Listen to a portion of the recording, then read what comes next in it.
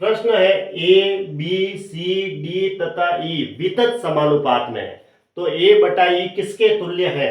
A cube upon B cube, A four upon B four, B cube upon A cube या B four upon A four. अब इसमें जो value है वो सारी ए और बी के अनुपात में ही है। देखो सब जगह इसमें भी बी अपॉन ए अपॉन बी, तो आंसर हमें है वो ऑप्शन में ए अपॉन बी, ए और बी के रूप में ही चाहिए। सी और डी को हमें विलोपित करवाना पड़ेगा, यानी सी और डी को तो हमें हटाना पड़ेगा और ई को भी हटाना पड़ेगा। आंसर हमें सिर्फ और सिर्फ ए और बी के फॉर्मेट में चाहिए। तो यहाँ पे 5 संख्या है, ए बी सी डी तथा ई वितत समानुपात में है। वितत समानुपात में है तो क्या करना है कि ए बटा बी,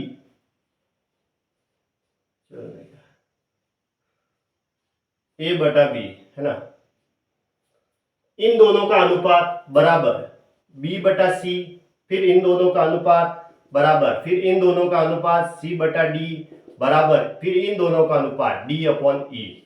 ये किसी कांस्टेंट वैल्यू के बराबर है। कांस्टेंट में हम एक्स भी मान सकते हैं, कोई कांस्टेंट राशि होगी के मैंने मान ली, ये ठीक है, ये के हमने माना है कांस्टेंट वैल्यू, यानी इन दोनों का अनुपात बराबर इन दोनों का अनुपात बराबर इन दोनों का अनुपात बराबर इन दोनों का अनुपात, ए बटा बी बराबर बी बटा सी बराबर सी बटा डी बराबर डी बटा ई, वो किसके बराबर होगा? कांस्टेंट के बराबर। ये होता है वितत समानुपात। अब हमें निकालना क्या है? ए बटा ई चाहिए। ए तो ये रहा और ई रहा ये, ठीक है। तो ए बटा ई चाहिए तो क्या करेंगे कि देखो इसमें मुझे एक थोड़ा सा लॉजिक निकल रहा है कि अगर मैं यहां सब जगह गुणा करवा दूं आपस में, देखो ए बटा ई निकालने के लिए बी से बी कट जाएगा, सी से सी कट जाएगा और डी से डी कट जाएगा, तो मुझे ए बटा ई मिल जाएगा। तो ए बटा बी गुणा बी बटा सी गुणा सी बटा डी गुणा डी बटा ई बराबर, ठीक है, आपस में मैं गुणा करवा रहा हूं ऐसे आपस में, तो ये था ए बटा ई के बराबर आ जाएगा, ठीक है। क्या ए बटा ई के बराबर नहीं हुआ क्या? देखो आपस में मैं इनको गुणा करवाता हूं, तो बी से बी कटेगा, सी से सी कटेगा, डी से डी कटेगा, तो ए बटा ई मिलेगा। यानी ए बटा ई को मैं कैसे लिख सकता हूं? ए बटा बी, बी बटा सी बटा डी और डी बटा ई। ये डी से डी कट जाएगा, सी से सी कट जाएगा, बी से बी कट जाएगा, तो मुझे ए बटा बी मिलेगा। इसको ऐसे लिख सकता हूं, ए बटा ई के बराबर।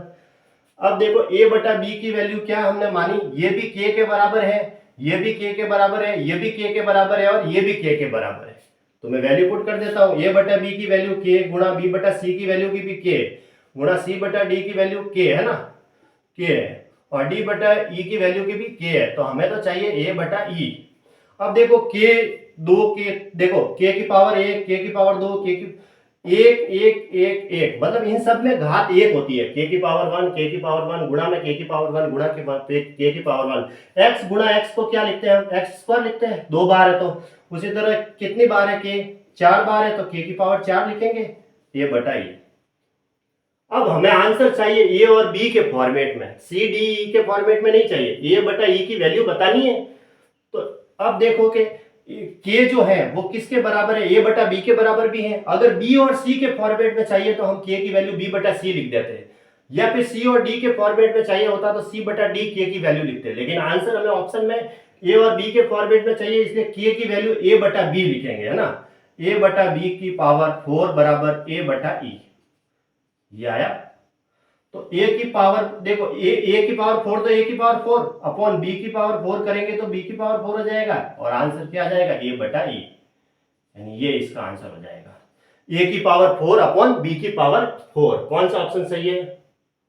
ये रहा, ऑप्शन बी है वो सही है। ए की पावर 4 अपॉन बी की पावर 4, ये है, ठीक है।